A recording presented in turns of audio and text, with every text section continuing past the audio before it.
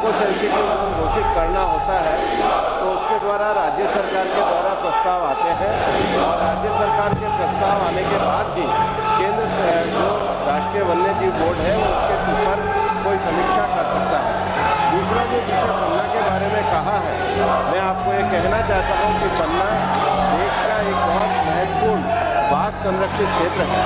पन्ना की जो इकोलॉजी है, पन्ना की जो वाटर बॉडीज है और पन्ना में जो विशेष रूप से केवल बाघ ही नहीं बल्कि बर्ड्स के भी संरक्षण के लिए कार्य होता है, हमारी सरकार पूरी तरीके से कार्य कर रही है। मैं स्वयं पन्ना जाकर के आया था।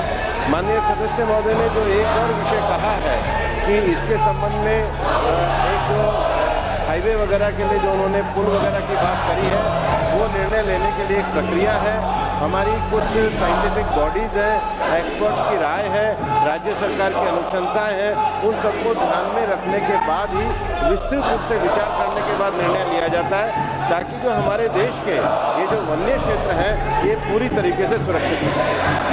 श्री गणेश सिंह जी। अध्यक्ष महोदय, मैं माननीय मंत्री जी से पूछना चाहता हूँ कि राष्ट्रीय राजमार्ग 75 जो है ये खजुराहो बेमीठा से होकर के पन्ना होते हुए सतना से सिंगरौली तक जाता है और वो सिर्फ पन्ना टाइगर रिजर्व से जो एग्जिस्टिंग रोड है वो एग्जिस्टिंग रोड को ही अगर उसमें पुल बनाने का और एलिवेटेड रोड बनाने की मंजूरी दे दी जाए तो आगे वाले जो शहर हैं वो भी उससे कनेक्ट हो जाएंगे। अभी वो सिंगल रोड पर है। माननीय अध्यक्ष महोदय, अगर हमारे माननीय सदस्य संबंधित राज्य सरकार से कोई प्रस्ताव भिजवाते हैं तो उस पर विचार हो सकता है। ऐसे कोई भी विषय सदन में नहीं बताया जा सकता। Question number 345 Shri TR. बालू जी। माननीय मंत्री महोदय। Question number 346 doctor Byreddy Shabari. Question number 346 माननीय मंत्री महोदय पर है अध्यक्ष जी। माननीय सदस्य। PM internship scheme has been very commendable, sir. This has created a link between the youth and also the major companies. But in round one, when 1.27 lakh opportunities were there and 6 lakhs applications were sent, only 8,000 opportunities were given, sir. This is maybe because of the one-time grant of 6,000 rupees or 5,000, that is the monthly stipend given, is not sufficient, especially in the tier 1 cities, sir. So I would like to ask the minister through you, sir, is there any further financial assistance given or any revised plan? आदरणीय अध्यक्ष महोदय, माननीय सदस्य ने इसके जो 5,000 रुपये जो कैंडिडेट्स हैं जो इंटर्नशिप कर रहे हैं उनको देने का प्रावधान सरकार ने किया है। मंथली 5,000 रुपये देने का प्रावधान है और वन टाइम 6,000 रुपये सरकार की तरफ से दिए जाते हैं।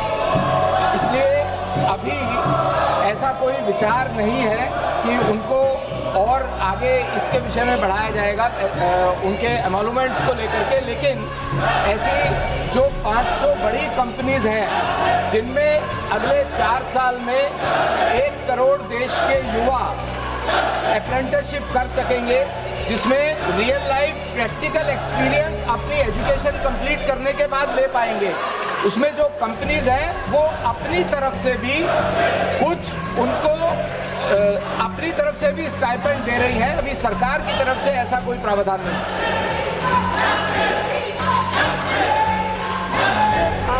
My constituency Namdiyal is a tier 2 constituency, so tier 2 city, out of which where 372 offers were there, 3,000 applications were given, but only 30 opportunities were there, sir. Is it possible for the ministry to look after the tier 2 cities also and the small districts like us, sir? Is there any help or assistance given to us? माननीय अध्यक्ष महोदय, जैसा अभी माननीय सदस्य ने कहा, ये कंपनीज के द्वारा निकाली गई अपॉर्चुनिटीज़ होती हैं, उस क्षेत्र में रहने वाले जो स्टूडेंट्स कैंडिडेट्स अप्लाई करते हैं, वहाँ पर क्या अपॉर्चुनिटीज़ वो कंपनीज दे रही हैं और उसमें जो अप्लाई किए हुए कैंडिडेट्स हैं उन कैंडिडेट्स की फिटेबिलिटी बनती है, तभी हो सकता है। जो हम ये भी प्रयास कर रहे हैं कि देश के लगभग सभी जिलों में इसके अवेयरनेस प्रोग्राम्स, चाहे वो इंडस्ट्रियल एसोसिएशन हो या वहाँ का युवा वर्ग हो, उसमें चलाए जा रहे हैं। ये कंपनीज के ऊपर निर्भर करता है।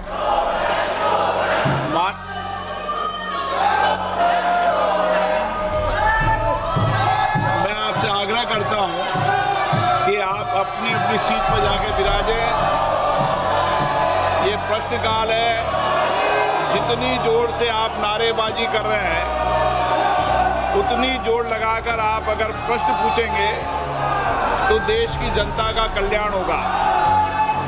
और माननीय सदस्यों, मैं आग्रह कर रहा हूं कि आपको जनता ने सरकारी संपत्ति को तोड़ने के लिए नहीं भेजा है।